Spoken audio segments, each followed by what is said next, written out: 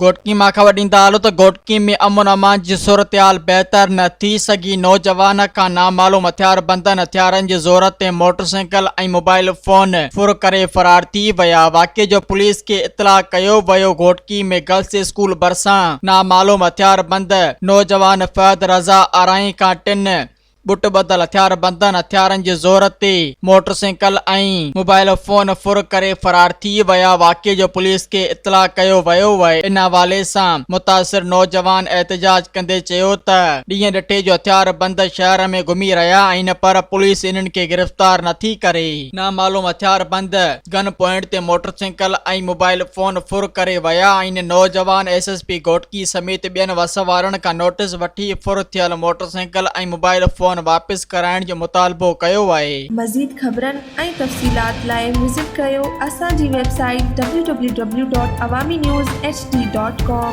ऐं ॾिसंदा रहो अवामी न्यूज़ HD।